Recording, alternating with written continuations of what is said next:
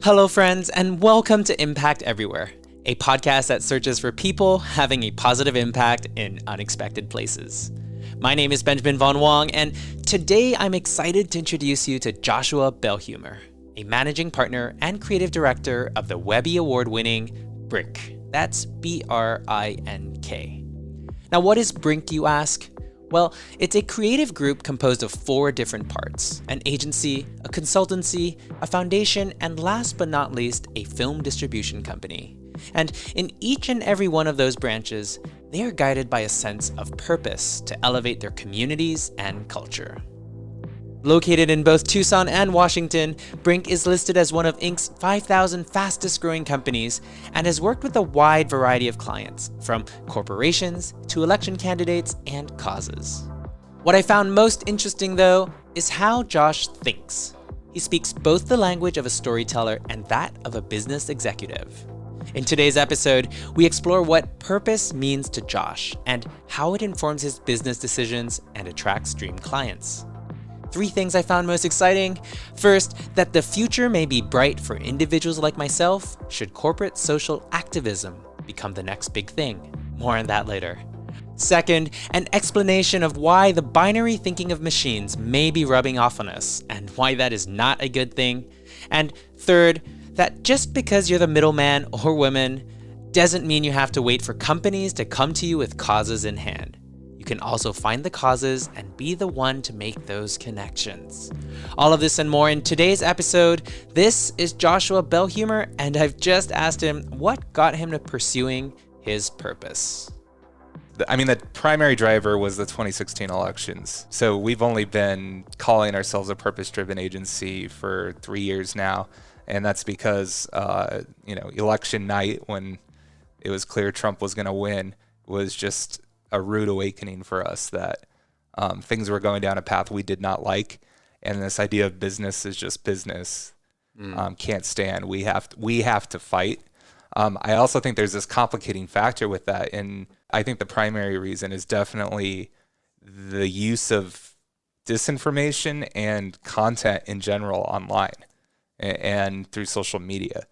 And so if you look at it through that lens, you start to realize, me as a digital media expert, I am a foot soldier now in this fight against extremism, the alt-right, whatever you want to call it. We have a very important role to play. And so from that point on, we started, it's not like we had clients that we were ashamed of or anything like that, but before that, we wouldn't talk about politics publicly. We did the typical thing where, you as a business are neutral. After that, we were aggressively talking about a point of view for a more progressive country and a progressive world, which, I think a lot of people see as risky. I would say in hindsight, it was smart because it gave us a vision and a path and allowed us to differentiate ourselves too in a world of 500,000 different agencies that are all kind of saying the same thing. Did you suffer any backlash? Did you have any clients you didn't renew? Or did you lose any work as a result of this new shift? Or did you sense any... you live in Arizona. I get that Tucson is a very blue state, but ultimately there is a price. Yeah, I don't know directly what kind of costs we would have had with that. I think we started pushing out the clients ourselves that we didn't want to work with. I'm sure that we've had clients that have chose not to work with us. Yeah, but you wouldn't know. But we wouldn't know because they wouldn't tell us. There are those moments where you'll have a bigger client, it's like a bigger mid-sized corporation, and you see that the CEO is like a hardcore Republican, and you're pitching them, and the marketing team may love you, and you're just worried that maybe in the background the CEO will look into us and then say, don't work with these guys. Right. So there is that little bit of a fear there, or there was. I would say that fear's gone away now because, like I said, I think it's been good for us to have a vision and have a purpose in every sense of the word in defining ourselves. I want to talk about one of your interesting thought pieces that you talk about, which is how the internet is killing humanity. And in that piece, you have this really interesting point about how the world's becoming more binary. There's a sense that there's a right and a wrong. There is very little space for grays because algorithms try to push you in one direction or the other to to basically put you in a box to help you make a decision. And the reason I wanted to start there is just because you would, in your thought piece, you say that this is a really bad thing. It's making us less able to have dialogues, but at the same time, you're also taking this pseudo black and white stance of red versus blue. And so I'm curious to know, like, is there a good black and white, a good binary thinking, and then a bad binary thinking, or is this just how you're putting yourself out in the world, but then when it actually hits reality, there are shades of gray? Yeah, I think there's always shades of gray, because my morality is different than your morality, which is different than anybody else's. So to claim that there's a definitive right and there's a definitive wrong is a misnomer to do so. I think that politics in particular does become binary because there's two main political parties in America, and I know as well as anybody, being inside the Beltway of DC, the power that comes through the parties. And it's very much a party-driven thing rather than a candidate-driven thing. And right or wrong, it's the reality of the situation. So it drives me nuts when I see people apply crazy purity tests to politicians and say, well, I'm just not going to vote if this is the politician that's going to be in. I've heard somebody use the quote before, like picking a candidate or voting for a candidate is like choosing which bus to take. You can either stand where you're at, or you could get on the bus that's going to take you closer to your destination. You may not have the bus that's going to take you directly there, but you're better off taking the bus that gets you closer. Right. Certainly not one that takes you further away, and certainly not standing still. I think that's a good metaphor, and I think people should keep that in mind when it comes to politics. But outside of politics, I think there's tons of shades of gray in everything. And I think that we even try to challenge ourselves constantly. I'm definitely a provocateur within the four walls of our business. And, you know, I have a staff with very progressive people with very progressive points of views. Some are probably communists. And I am constantly challenging people to empathize with their political enemies, so to speak, and challenge their assumptions and challenge their points of view. Walk me through there. You told me a really interesting story that I think the listeners would really appreciate, which is when someone reaches out to you guys that is right on that brink of acceptable versus unacceptable, you guys have a really interesting process to decide, like, whether or not you take a gig. Can you walk me through, like, an instance of gray, of very serious shades of gray? Sure. I'm not going to get too specific, I think, because I don't know without who's going to be listening. About the client. Yeah, we don't need to talk about the who. But yeah, I think there's moments where you know that it's a shade of gray, and you don't want to just spring it on the whole team. And so in those moments, every 2 weeks we have an all hands meeting, which is just a venue for us to really walk through where the business is at. Part of that meeting is I always present all of the businesses we are pitching. I either give updates on businesses that I've already introduced to everyone, or if it's a completely new opportunity, I present who the business is. And I usually frame it around purpose as well. I say, this business is great because they are doing this. If there's ever an instance where that business is in that gray area, it always will ignite a conversation in that setting. And we've had one or two in the last couple of years where it became a very long dialogue to the point of us having one-on-one meetings, different people hearing different points of view, then having group meetings, and it was like a drawn-out process.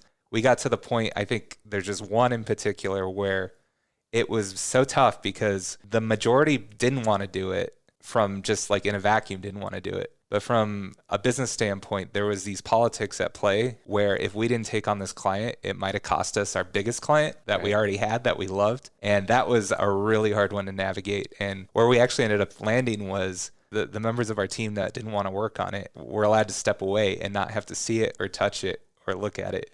And then people that were okay with it were the ones that worked on it. Right. That's super interesting because, like, I'm an individual, right? So I'm a one-man artist, and so I have to make these calls where I'm like, nope, my brand stops here. I'm not allowed. I don't have like a committee to partition myself. So I think it's super cool that you have the opportunity to do that, because everyone is different and there is no ubiquitous right and wrong in many, many cases, right? Like, there are a few stances that you can very clearly take. I don't know if you don't want to support climate change, you will never work for a petroleum company. It's like they're very simple black and whites, but then there's all that other stuff in the middle that sometimes makes it really hard. So inside this article that you talk about of how the internet is killing humanity, I'd love to hear like a couple of the other points on what you believe is wrong with the internet and how the work that you're doing can help fix that. Sure. So we basically broke it down into four areas that we think the internet is, what did we say, killing humanity, destroying humanity? Very dramatic. Very dramatic, which is actually one of those categories, right? With the skew to sensationalism. So I'll start with that one. So we are doing the same thing, but welcome to the internet and the way the algorithms work. A little background on skew to sensationalism as a concept. You may call it clickbait. That's a very common phrase for it. The reason why clickbait is so pervasive and common on the internet is because the way the social media algorithms are set up, the more emotionally eliciting headline is going to reach more people. And that's because you react to it more. You either hang on it more. I mean, they're measuring how long you're looking at pieces of content, for example, or you're commenting or you're liking or hearting or whatever that reaction is. And so, within that, you get this skew towards very oversimplified, dramatic, and emotional points of view. And as you know, not everything can be oversimplified and not everything's dramatic. And in fact, sometimes the answers to very complex problems are very boring answers. And so that's a problem. Absolutely. If only the sensational stuff can cut through the noise. The other one is filter bubbles, which is a term coined, I think, 10 years ago around this idea of intellectual isolation, where the algorithms are designed to serve you stuff that you are more likely to consume, more likely to click on it and look at it. And that means it's stuff that's affirming your point of view. Right. And I think filter bubbles are probably the one thing that has had the most conversation when it comes to the destructive forces of the internet over the last decade. But we see it as one of four within these pillars. Third one you had mentioned is the binary thinking. I think the really fascinating thing about the binary thinking is this idea that, algorithms are built on binary code, right? Ones and zeros. And so it's like the more time we spend on machines, the more we become like the machines. And there's something profound about that to me. But really, to make it a little less philosophical, what's happening here is, like, let's say you're going on Facebook and you're exhibiting behaviors that show that you might want to buy a house. You're looking at realtor.com, which, Facebook can track when you're on realtor.com because that Facebook tracking pixels everywhere. Follows you all over. Yeah, exactly. Or you're looking at home loans or anything like that. Now, because you've exhibited those behaviors, Facebook has put you in a little, like a bucket where they're saying this person is likely to buy a house. It's a yes or no thing, a 1 or a 0. This person's likely to buy a house. Now that you're in that, it's going to keep serving you ads about buying a house, and it's going to try to push you in that direction. And so you may end up being reconditioned to want to buy that house even more than you would have. And that's kind of a scary thought. Right. It's pushing you towards something. It's almost helping you make that decision now, Yeah, right? yeah, exactly. It's making it true. It's a self-fulfilling prophecy. Yep.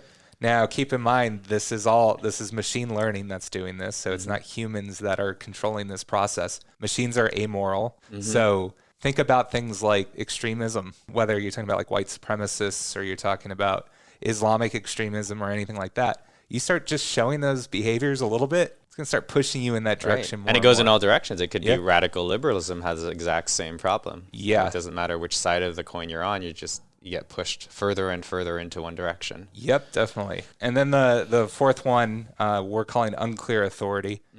That's the fake news thing, right? Where you don't know what's real, you don't know what's not. What ends up happening is because of those other three forces, even people that have a track record of authority, like the New York Times, for example, if they conflict with your point of view, you start to say, well, they're not trustworthy. They have this slant or this slant. And, some of them, I think the media has earned skepticism, Right. Well, they've had to adapt to these forces of the internet in order to survive. And so in some ways they're not wrong. Right. We are not wrong to question media. But yes, there is now a lack of moral authority, so we do not know where to lean. So the best way is to consume as much trusted media as possible. But what's the word trusted?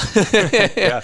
Well, and that's the thing is, like, we can't trust the scientists, we can't trust the media, we can't trust the politicians. Right. Who can you trust? You end up trusting people that say things that sound good to you. And so that's just affirming your beliefs. The other thing that I find really interesting, and this might be a good segue to your other topic, but people trust brands more than they trust like journalists and politicians. Interesting. I think that's anytime they've done, like, I think Edelman, the big PR firm, does the trust assessment every year. And brands are ranking higher than those other two. That's interesting. So talk to me about which brands are ranking higher and why. the very interesting thing is small business ranks the highest. Like people really trust small businesses, but people are even trusting the big corporations more than they're trusting like journalists and politicians right now.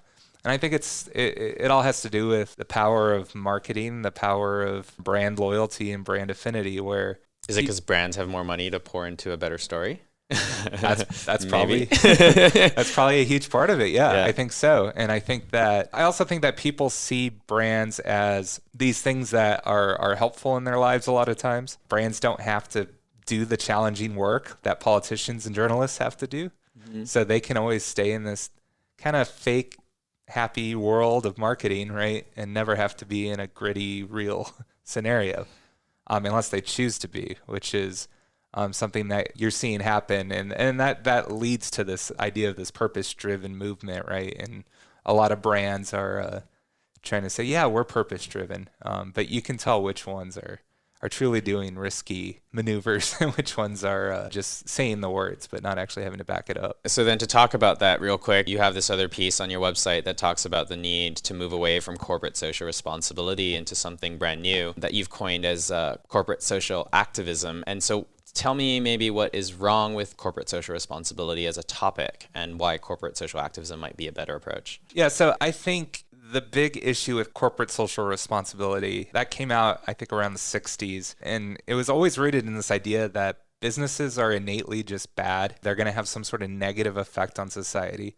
And so a business that practices CSR is a business that is trying to offset that harm that they're causing. And so it's these like pluses and minuses in two different columns. And it's like, let's just make sure we can get to an equilibrium of some sort, and then we're good. And I think that's looking at business through the wrong lens. That's, to me, going back to that idea that business is just business, where like we can do whatever we want. We can be somewhat just focused on bottom lines and profit and not anything else, so long as we make sure we're offsetting it and not causing too much societal harm.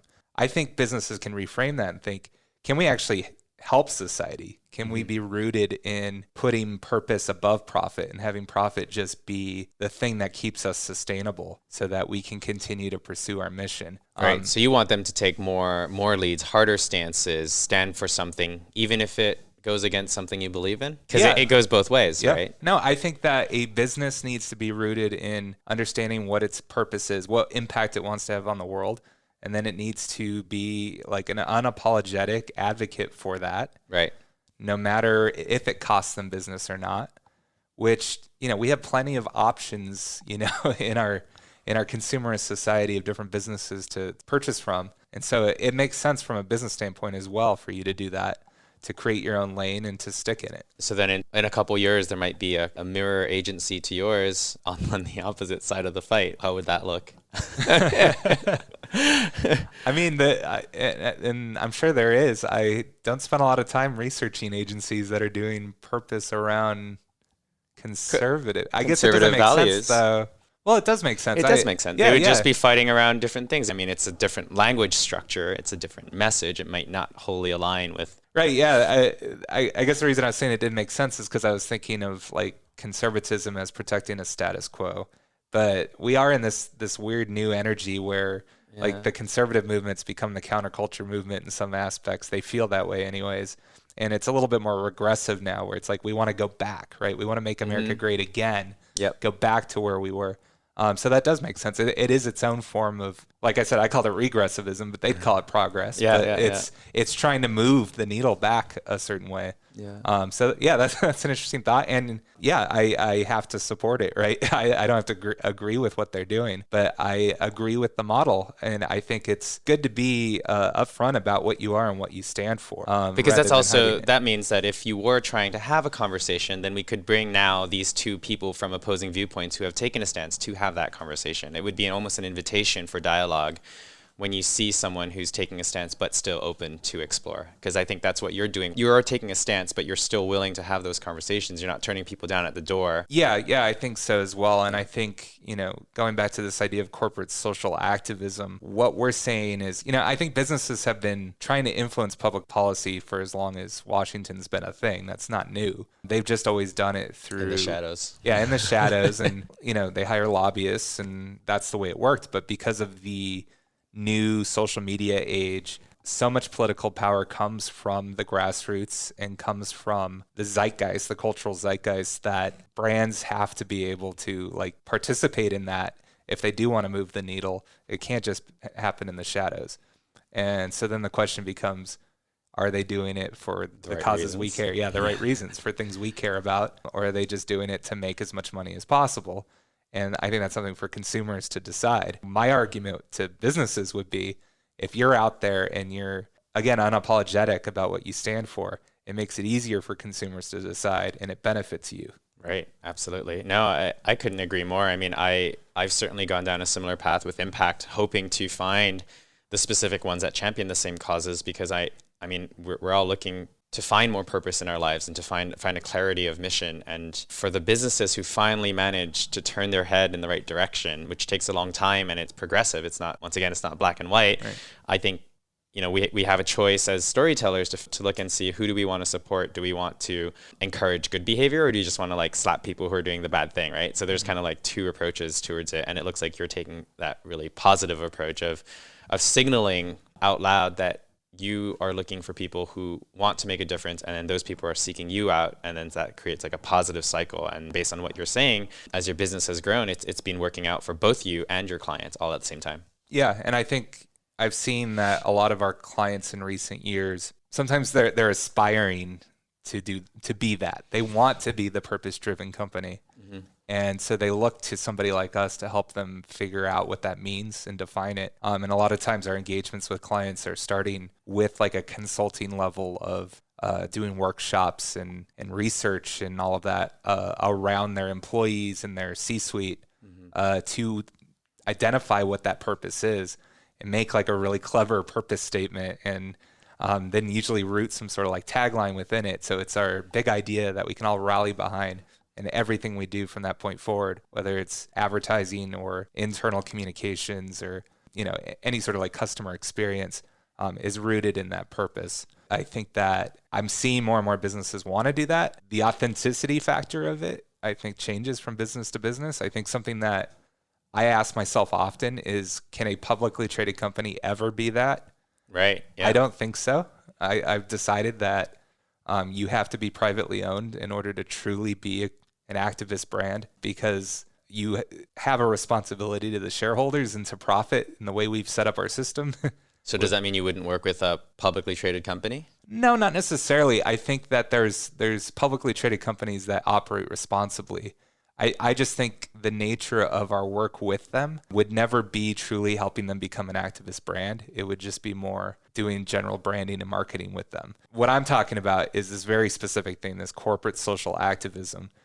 I don't think I could ever sell or tell or successfully make a publicly traded company fit within that category as an activist brand.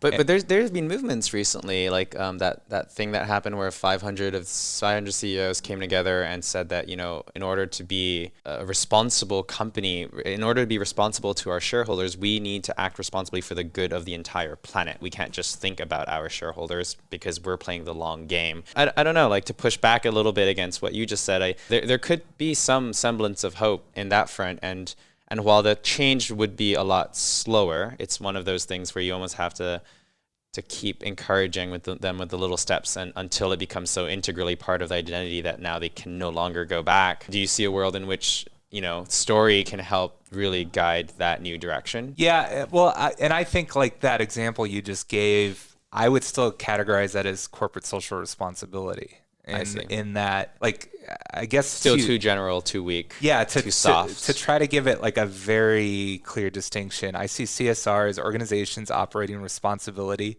within current social norms.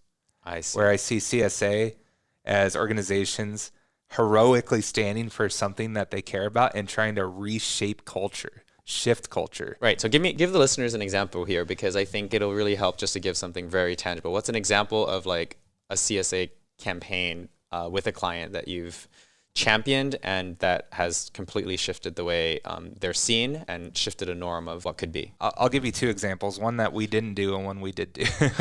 I think the greatest example of the most well-known company that's doing it is Patagonia. And they're the ones that we did the case study within our white paper that we wrote about corporate social activism.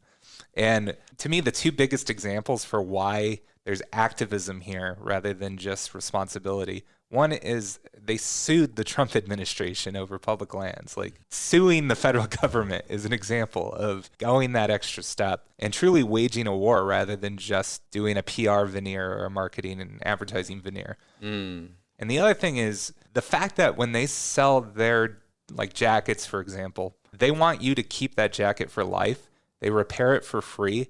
It's anti-consumerist. And for a company that's selling products that they want you to consume to take that stance, to me, it's not just we're doing this responsibly. It's trying to change the culture and say, stop buying cheap stuff, buy quality stuff. We're going to back it up and we're going to actually repair your jacket for you for free to make sure you do have it for life. Because ultimately, at the end of the day, our purpose is enjoying the outdoors and preserving the environment. And we know selling you more jackets is not going to do that. To take it to a client that we've done, and I very much, I think this framework of corporate social activism, we just put this out in the last few months.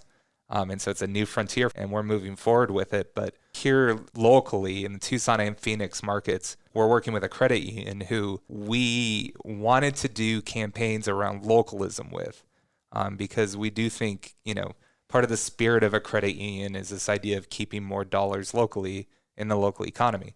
So rather than just spending their entire marketing and advertising budget on promoting them and their checking accounts and their credit cards and all that, we sliced off a pretty significant amount. I'm going to say 35% of their budget on marketing communications to go towards very specific behavior changing type campaigns around localism and partnering with the local first organization. And the commercials we made, you could have taken the credit union's logo off of it and the commercial would have stood alone as a piece about the value of supporting local. I think it's a smart play from a marketing standpoint, because rather than us going out and telling people that credit unions are better than banks because we're more responsible, we're showing them because we're putting our money into direct campaigns that are helping our community. But it's also very much a authenticity play or a proof point in making sure that people understand that when we say our mission is to help the community thrive, we very much mean it. Very cool. The other thing that I think is really interesting about you is that you're also being a little bit impatient here, and you're not just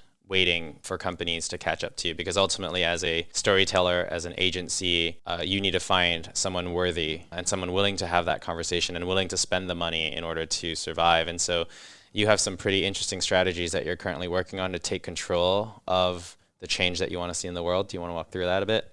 Sure. So I think we have the privilege of being able to come across a lot of great causes and organizations, both in the course of doing business, as far as clients go, but also just in our role in our communities. We're always very engaged in our communities. We put on a number of different events in both Tucson and DC. And so we'll come across different great initiatives. And I'll give you an example in DC. Don't Mute DC is an organization we've been working with that spawned out of this hashtag Don't Mute DC, which there's this Metro PCS store on U Street, which is a very famous street in DC. Home of go-go music, which is a beloved local funk style of funk, and they would blare music out their store. And their neighborhood started gentrifying, and eventually some luxury apartments were built around the store, and people complained about the music, and they were able to get the music shut off. And the community really pushed back on that, because it was just such a visceral marker of gentrification to have that moment. And the T-Mobile CEO ended up having to step in and say, turn the music back on, because the pushback was so grand. And what we realized there was that there's something with that Don't Mute that could be applied across the country.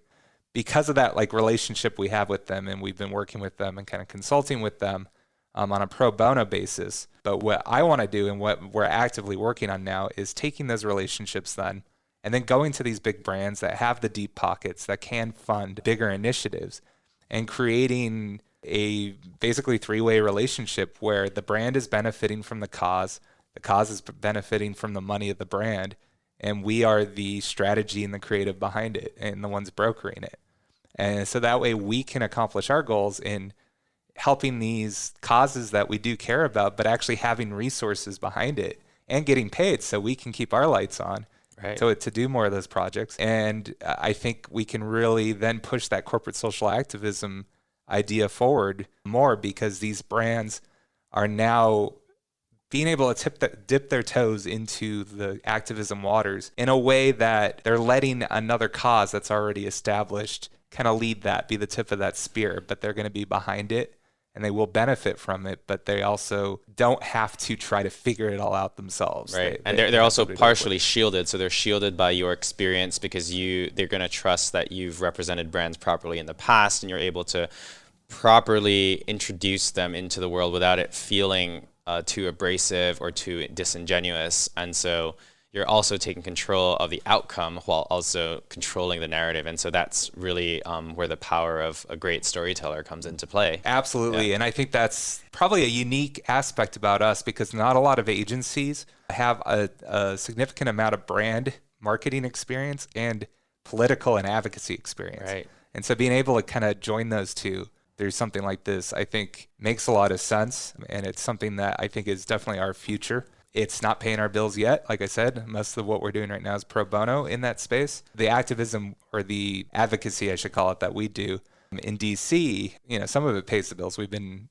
privileged to work with the UN Foundation, Gates Foundation, Families USA, which is a great healthcare advocacy group. But really doing these types of campaigns that we want to do, we're just at the starting point of this, but I see a bright future there. Yeah. But what's so amazing is that, like, as an agency or as a storyteller or as a creative, we're not in control, right? We just tell the great story, and then what happens afterwards, we sort of relinquish to, like, we hope to touch someone's heart and then they're going to do the right thing. But that's so passive. And what you're talking about is it's just taking control again. And you're like, you know what? I'm not going to wait. I'm just going to go and find the right people. I'm going to build these relationships that I want to have, and I'm going to find a way to make that work. And I think that's so cool. Thank you. Yeah. And I'm very much a pragmatist as well, where I'll have my own point of view about the way I think the world should work.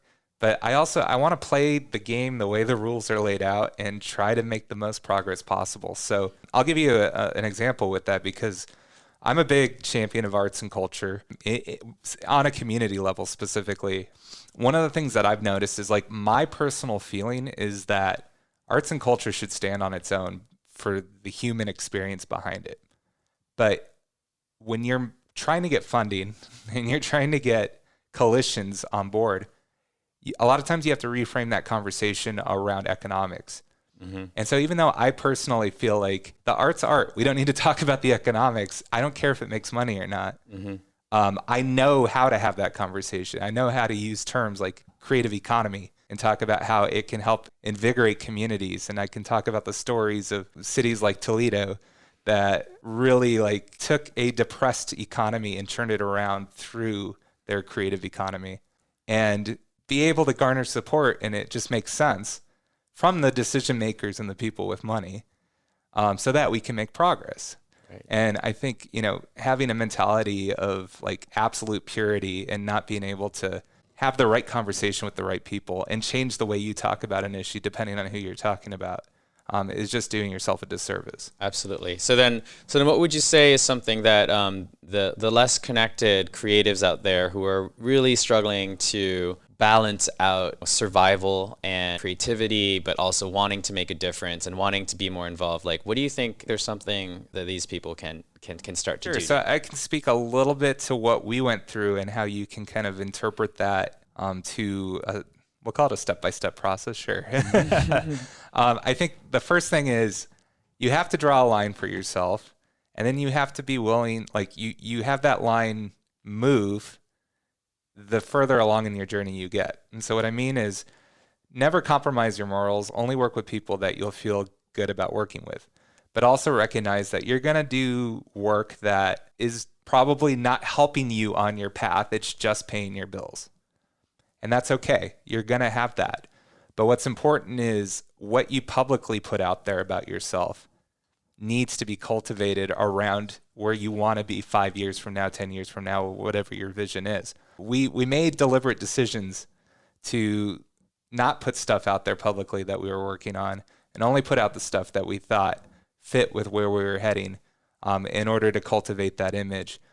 It is a brand. Everything is about brand building. You need to be making those decisions. Basically, think of yourself, even if you're an individual, think of yourself as a brand. Yep. Don't talk about the work that you hate doing, because then more people are going to keep hiring you to do the work that you're not interested in. Talk about the things that you're most excited about, even if you weren't paid for it. Talk about the things that you believe in, and you're going to attract those kinds of things right back at you. Is that correct? That's correct. And even companies with 20 plus people like we still consciously choose to take on certain work where we're not making much of a profit or at all, but we know it's going to serve us well. Yeah. It's going to look good in our portfolio, and it's going to take us to the next step. Yeah, I do the same. Yeah, it doesn't change when the stakes get higher and the scale gets bigger. You still need to be making those decisions. Otherwise, you're never going to get to where you want to be.